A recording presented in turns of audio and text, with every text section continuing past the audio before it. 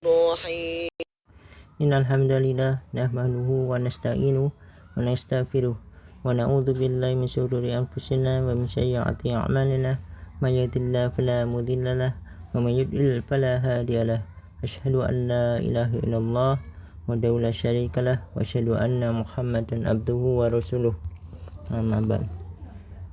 Baik, insya Allah untuk pertemuan pertama ini, yakni untuk mata pelajaran prakarya, kita akan memulai.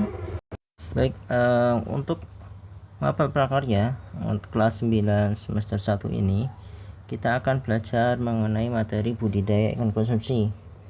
Kenapa materi budidaya ini kita ulang lagi di kelas 9, padahal di kelas 8 sebelumnya antum sudah mendapatkan materi ini.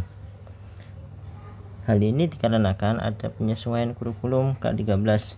Jadi ada beberapa mata pelajaran yang ada di kelas 8 itu dipindah ataupun diajarkan ulang di kelas 9. Dan salah satunya adalah materi budidaya ikan konsumsi ini. Namun dari segi positifnya, antum bisa lebih menguasai dan insya Allah nanti bisa mendapatkan hasil yang lebih bagus dalam hal nilai, karena setidaknya sudah pernah belajar mengenai materi ini. Baik, kita lanjutkan. Di materi budidaya ikan konsumsi ini ada beberapa kompetensi dasar yang harus dicapai agar mendapatkan nilai ataupun pencapaian bahwa kalian sudah memahami ataupun menguasai materi ini. Yang pertama adalah memahami komoditas ikan konsumsi yang dapat dikembangkan sesuai kebutuhan wilayah setempat. KD yang pertama ini atau 3.1 ini adalah KD dari segi pengetahuan. Jadi dalam hal memahami komoditas ikan konsumsi dalam segi jenis-jenis ikan dan juga karakteristik masing-masing ikan. Kemudian KD yang kedua atau kompetensi dasar yang kedua adalah 4.1, yaitu menentukan komoditas ikan konsumsi yang dapat dikembangkan sesuai kebutuhan wilayah setempat. KD yang kedua ini adalah KD keterampilan ataupun kompetensi dasar dalam hal keterampilan. Di sini yang ditekankan adalah menentukan komoditas ikan konsumsi. Maksudnya adalah antum diharapkan nanti bisa menentukan dari berbagai macam jenis ikan konsumsi mana ikan yang bisa ataupun yang dapat dikembangkan sesuai dengan wilayah antum. Bisa ikan dari misalkan jenis ikan air tawar ataupun ikan air laut yang nanti kita akan bahas di materi selanjutnya. Kemudian yang KD ketiga ataupun 3.2 ini adalah KD pengetahuan, yaitu memahami tahapan budidaya pembesaran ikan konsumsi. Ini yang ditekankan adalah tahapan budidaya pembesaran. Jadi budidaya yang akan kita pelajari adalah budidaya pembesaran ikan ya, bukan pembibitan ataupun bukan untuk memperbanyak, tapi ikan yang dari kecil kita besarkan untuk siap dikonsumsi. Ini adalah tahapannya.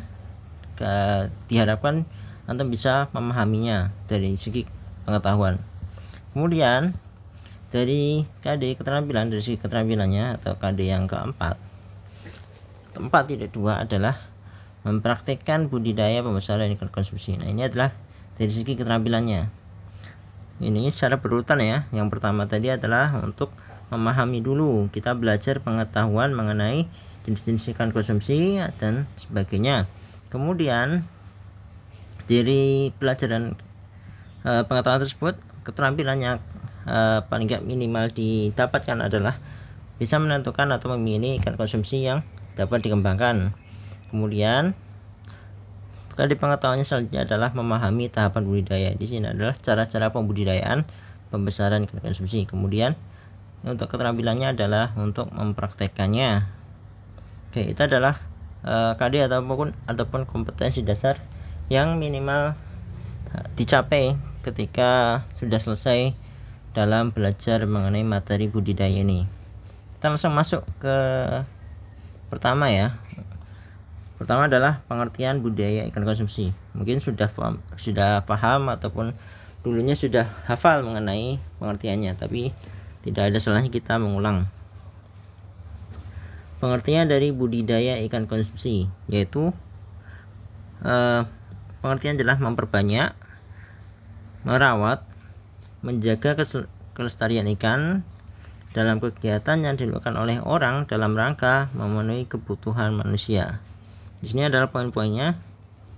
Budidaya ikan konsumsi adalah budidaya adalah untuk memperbanyak, kemudian merawat dan menjaga kelestarian ikan konsumsi terutama, yaitu kegiatan yang bertujuan untuk memenuhi kebutuhan manusia.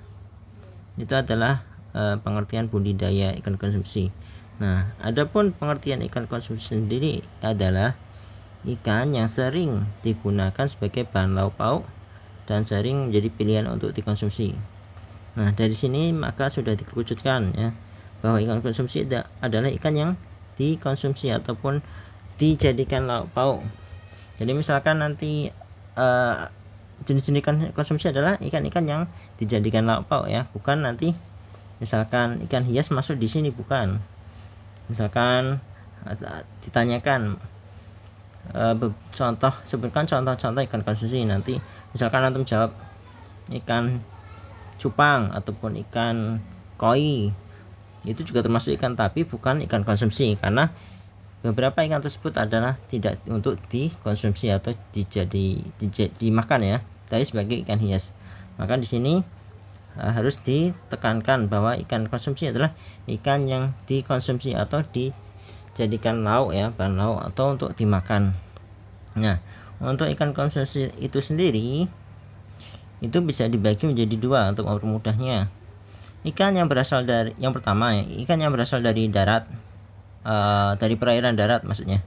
Kemudian ikan yang berasal dari laut atau air laut. Di sini untuk perairan darat contohnya adalah misalkan sungai ya, sungai atau danau atau waduk. Kemudian misalkan untuk buatan misalkan kolam, kemudian akuarium dan sebagainya. Itu untuk perairan di darat ya, yaitu bisa disebut juga sebagai air tawar, itu ikan konsumsi air tawar. Kemudian ikan yang ada di laut, jelas bahwa ikan yang hidupnya atau habitatnya di air laut atau di lautan. Jadi ikan ini hidupnya di lautan atau di air asin. Jadi ada dua ya, ikan yang hidup di air tawar ataupun perairan darat, kemudian ikan yang hidup di air laut atau di lautan. Itu adalah pembagian ikan konsumsi. Jadi untuk mempermudah aja. Baik, kita lanjutkan jenis-jenis ikan konsumsi. Jadi sudah saya sebutkan bahwa ada dua jenis ikan konsumsi berdasarkan dari habitatnya atau tempat hidupnya atau berasal dari mana. Yang pertama, ikan konsumsi dari perairan di darat. Kemudian yang kedua adalah ikan konsumsi dari laut atau air laut. Nah, ada dua ini. Nanti kita akan sebutkan contoh-contoh dari dua pembagian tersebut. Yang pertama adalah kita bahas dulu mengenai ikan yang hidup di perairan daratan atau air tawar. Yang pertama adalah yang kita paling banyak kenal ataupun sangat mudah kita kenali, yaitu ikan lele. Ikan lele ataupun yang mungkin beberapa dari antum atau Ustaz sendiri itu menjadi favorit untuk konsumsi ya, untuk bahan lauknya karena rasanya enak dan juga murah harganya gitu kan. Nah, di sini untuk ikan lele terlihat bahwa ikan tersebut dari segi penampakannya ataupun bahasa ilmiahnya atau bahasa IPA-nya adalah morfologinya, itu dari segi kepalanya itu lumayan panjang, hampir mencapai seperempat dari seluruh badannya, dan kepalanya itu memipih ke bawah ya, jadi pipih kepalanya memipih ke bawah. Kemudian di mulut lele itu mempunyai giginya baik gigi nyata ataupun mungkin ditemui beberapa cuma permukaan kasar saja di mulut bagian depan. Kemudian lele mempunyai 4 pasang sungut di sekitar mulutnya. Ini mudah dikenali ya, ada sungutnya ya, yang bisa berfungsi sebagai alat peraba juga, salah satu ataupun beberapa pasangnya. Nah, hari ini dikarenakan penglihatan lele yang memang kurang berfungsi dengan baik, jadi lebih menekankan kepada indera peraba di sungutnya itu. Kemudian tubuh ikan lele sendiri itu berbentuk memanjang. Di sini kalau gambarnya mengelok, tapi sebenarnya ini panjang. Ini pemanjang tubuh ikan lelenya dengan agak bulat. Jadi memanjang dengan agak bulat dan tidak mempunyai sisi. Ini ikan lele kalau kita bandingkan dengan ikan yang misalkan ikan nila, itu ikan lele tidak punya sisi, jadi kita tidak perlu menyisinya. Jadi langsung ketika kita ingin memakannya, tinggal langsung diambil dalamnya saja, kemudian langsung digoreng tanpa perlu kita buang sisinya, karena memang tidak mempunyai sisik di badannya. Kemudian badan lele bagian tengahnya mempunyai bentuk yang membulat, bagian tengahnya agak bulat ya. Kemudian sementara bagian belakang tubuhnya itu memipih ke samping. Lele terlihat mempunyai sirip ekor. Sirip ekor ini berbentuk bulat ya, membulat bentuknya. Kemudian mempunyai sirip bagian dubur, ini tidak kelihatan. Kemudian mempunyai sirip bagian dada. Sini ya, sirip bagian dada ini terkadang ada patil namanya. Patil itu sebenarnya tulang yang agak menonjol, tulang yang melindungi melindungi lelenya. Jadi hati-hati kalau misalkan memegang lele tersebut, karena terkadang bisa mengenai tangan kita, karena patil itu ya cukup tajam. Kemudian ikan yang kedua dari ikan air tawar yang kita pelajari adalah ikan patin. Ikan patin kalau dilihat di sekilas mirip ikan lele ya, tapi beda. Dari segi mungkin bentuknya udah agak sedikit berbeda, kemudian dari warna juga berbeda. Oh ya, tadi untuk lele ada tambahan. Untuk warna tubuh lele itu kebanyakan memang berwarna hitaman, tapi ada juga lele mempunyai warna coklat ataupun lele mempunyai warna merah muda dan albino. Itu tergantung dari jenisnya, karena banyak sekali jenis ikan lele. Oke, kita lanjut ya ke patin. Untuk patin sendiri mempunyai tubuhnya bentuknya memanjang, kemudian bagian berwarna ini ya, bagian perutnya sampai ke badannya itu putih ya, putih, ada keperakannya. Nih, putih keperakan untuk bagian tubuhnya. Kemudian bagian punggungnya ini berwarna kebiruan. Oke, jadi kalau dilihat secara seperti itu. Sama seperti ikan lele, patin tidak mempunyai sisik. Jadi tidak ada sisiknya ini tidak bersisik. Kemudian ini tidak ada sisiknya. Kemudian kepala patin itu kecil ya, relatif kecil kepalanya. Kemudian mulutnya berada di ujung depan agak ke bawah, seperti terlihat kayak ikan hiu. Kemudian panjang tubuhnya ini bisa mencapai 120 cm atau sampai 1 meter, 1,2 meter ya, berarti ya cukup besar kalau misalkan sudah mencapai ukuran maksimal. Dan di depan sudut mulut terdapat 2 pasang sungut ataupun kumis yang pendek, fungsinya sebagai peraba. Kemudian punya ini sirip ya, siripnya Dia punya sirip punggung dengan adanya tulang yang lumayan keras di sini. Jadi punggungnya ada satu tulang ataupun tulang ya, keras di punggungnya, kemudian dilanjutkan sama tulang lunak seperti itu untuk ikan patinya. Jadi ada tulang di depan untuk punggungnya. Kalau lele tadi tulangnya lunak semua di bagian punggungnya. Untuk ikan patin ada satu tulang lunak, tulang keras maksudnya di punggung, kemudian dilanjutkan sama tulang lunak.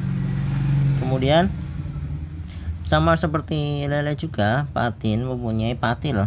Patilnya di sini, di sirip bagian dada. Di sini ada patil, yaitu duri atau tulang yang cukup keras. Jadi agak lumayan kalau misalkan melukai tangan kita. Jadi berhati-hatilah. Kita lanjutkan ke jenis ikan konsumsi selanjutnya. Di sini yaitu ikan yang ketiga adalah ikan gurame. Ikan gurame terlihat di gambar mempunyai badan yang khas. Di sini badannya agak panjang tapi pipih dan lebar. Ini kan lebaran, pipih dan lebar. Tidak seperti patin dan lele tadi memanjang, tapi di sini pipih dan lebar. Dan ini badannya tidak seperti tadi juga yang ikan sebelumnya. Dia mempunyai banyak sisik di sini. Punya banyak sisik, tubuhnya ditutupi sisik yang kuat dengan tepi yang kasar. Jadi terkadang sisik ikan gurame ini bisa dijadikan kerajinan karena sifatnya yang kuat. Adapun ukuran ikan gurame bisa mencapai besar ya, mungkin berapa kilo gitu. Dan mulut ikan gurame kecil di depannya, letaknya miring tidak tepat di bawah ujung moncong. Kemudian warna badannya umumnya biru kehitaman. Biru kehitaman, tapi ini bisa berwarna agak kecoklatan. Di bagian perut berwarna putih, biasanya perutnya berwarna putih. Dan nanti ya, ini tadi yang berwarna biru kehitaman itu ketika masih muda dan akan menjadi kecoklatan jika sudah menjelang dewasa, seperti yang terlihat di gambar. Kemudian kita lanjutkan. Ikan selanjutnya adalah ikan bawal air tawar. Ada dua jenis bawal ya, bisa bawal air laut juga ada. Tapi di sini yang kita pelajari adalah bawal air tawar. Terlihat secara sekilas mirip dengan ikan piranha atau ikan hias piranha, tapi di sini ukurannya lebih besar bawal itu. Tubuhnya pipih agak membulat, kemudian bagian tubuh bagian atas itu gelap ya, abu-abu gelap. Kemudian bagian perutnya berwarna di sini kemerahan. Ada juga yang bisa berwarna putih juga ada, tapi di sini digambar berwarna kemerahan. Kemudian gurame mempunyai gigi yang tajam di mulutnya dan bisa makan daun ataupun kayu lapuk gitu kan. Jadi ya memang hampir mirip seperti piranha, giginya tajam-tajam. Terlihat mungkin ini ada siripnya, ada beberapa sirip ekor, sirip bagian bawah perut. Kemudian kita lanjutkan yang tadi keempat, ikan yang keempat yaitu bawal. Selanjutnya kita lanjutkan ke ikan yang kelima. Ikan kelima adalah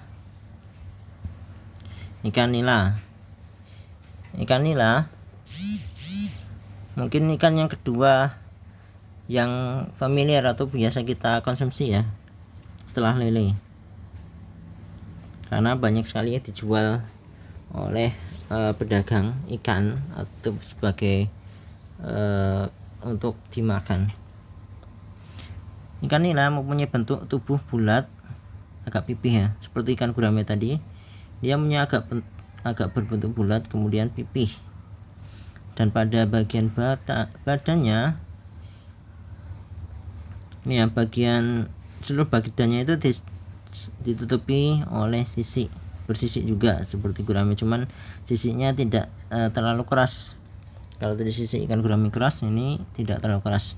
Dan ini kalau dilihat secara khusus di sini di sirip ekornya itu ada sedikit garis-garis ya. Kemudian sama juga di sirip punggung juga ada garis memanjang seperti ekor juga. Di sini ada beberapa garis-garis di sirip baik punggung, ekor maupun di sirip bagian duburnya. Kita lanjutkan. Setelah ikan nila adalah ikan mas. Ikan mas atau ikan keenam.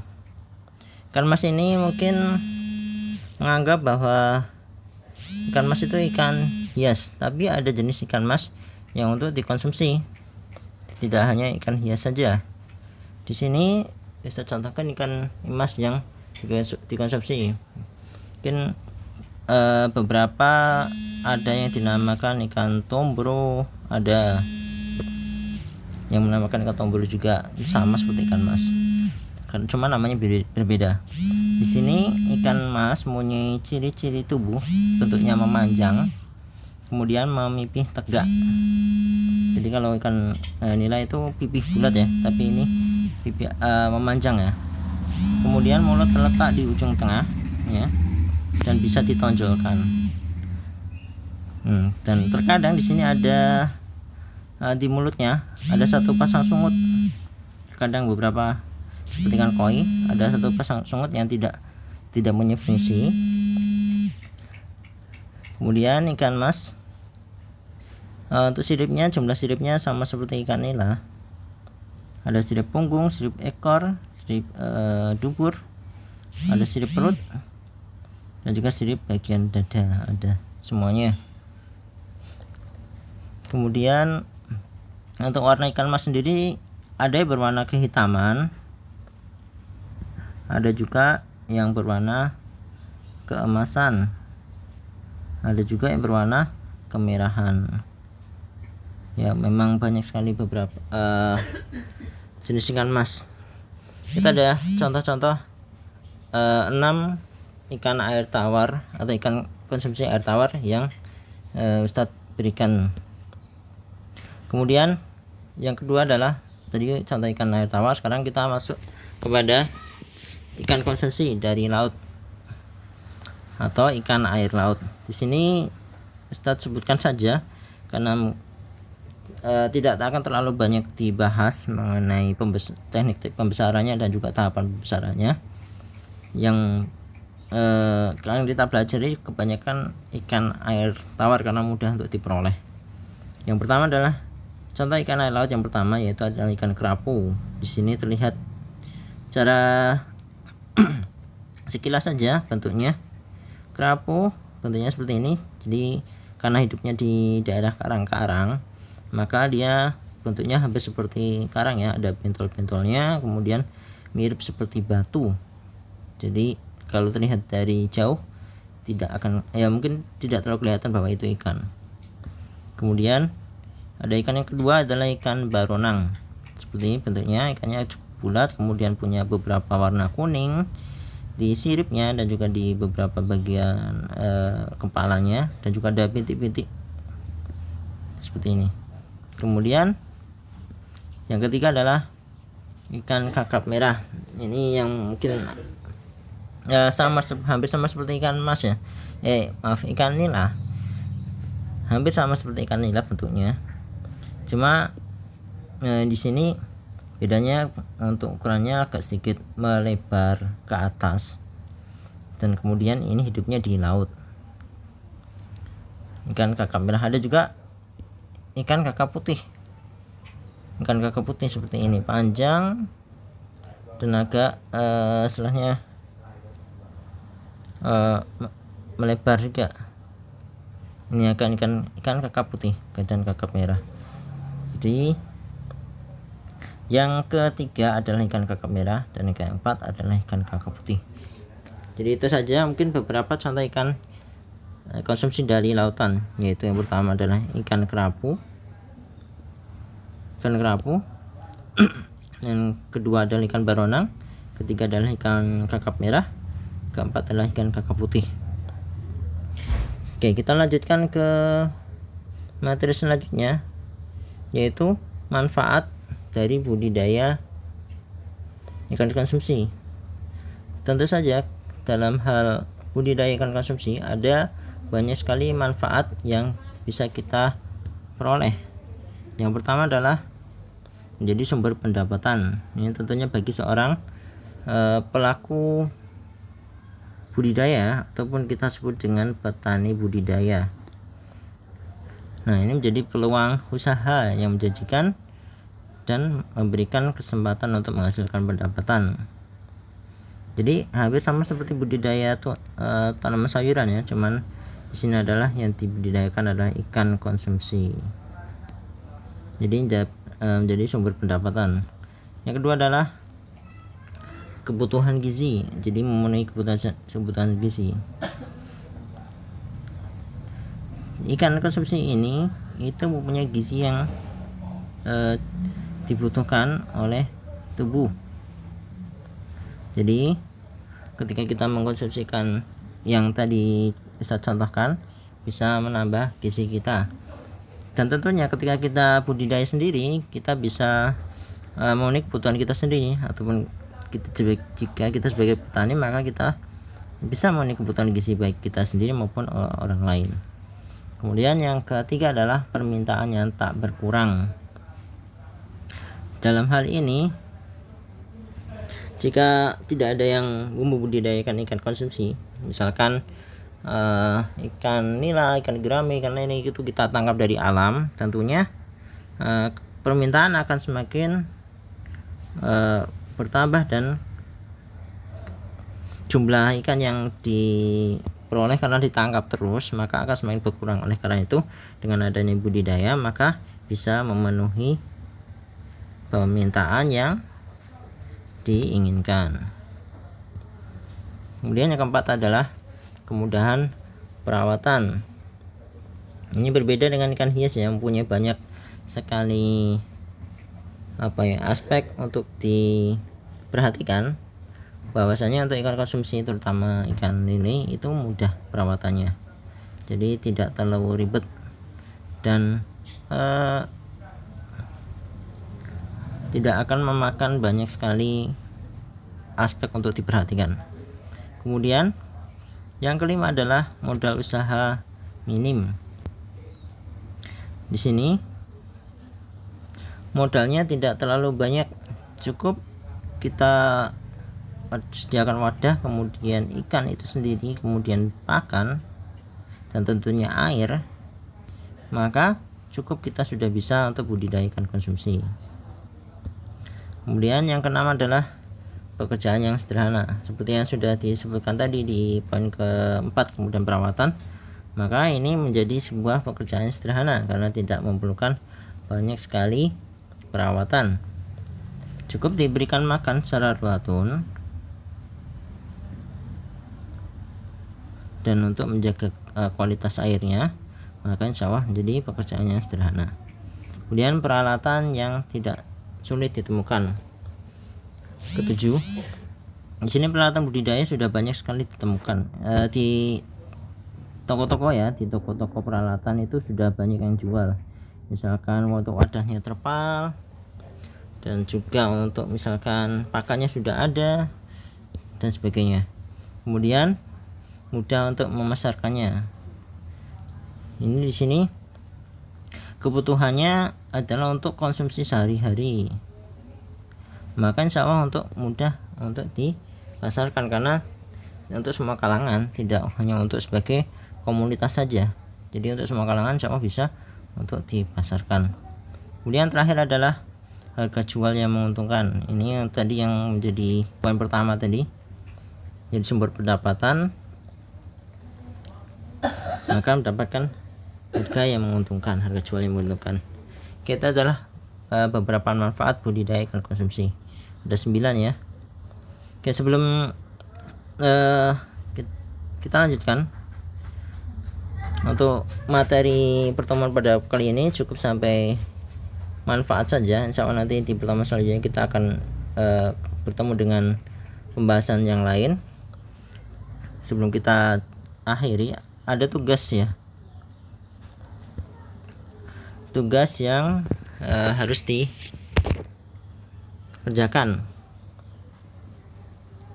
Tugasnya ada 2. Yang pertama adalah mencatat,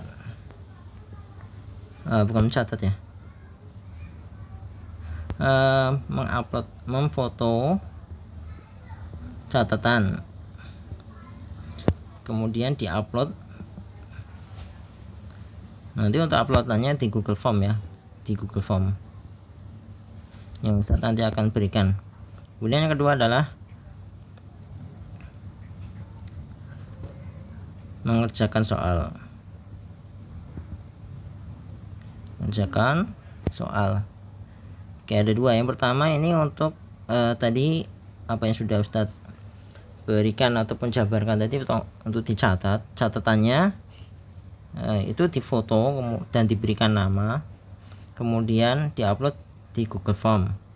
Kemudian yang kedua, ini tadi yang pertama tadi untuk keterampilan ya, keterampilan, nilai keterampilan kalian atau keterampilan antum. Kemudian untuk mengerjakan soal itu untuk nilai pengetahuan. Semuanya di Google Form. Insya Allah nanti linknya ada disampaikan. Oke, insya Allah cukup itu dari Ustaz terkait dengan pertemuan pertama tadi. Sebelum kita tutup, jazakumullah khairan atas segala perhatiannya, dan jangan lupa untuk mengerjakan tugas yang Ustaz berikan. Kalau bisa kerjakanlah hari ini, jadi tidak usah menunggu esok hari. Kalau misalkan ada perkataan yang kurang jelas, mohon untuk ditanyakan mana yang perlu dijelaskan, dan jika ada pertanyaan pernyataan yang kurang mengenakan, mohon untuk dimaafkan. Akhirul kalam, jazakumullah khairan, subhanakallahumma wa bihamdik, asyhadu an la ilaha illa anta, astaghfiruka wa atubu ilaik. Assalamualaikum warahmatullahi wabarakatuh.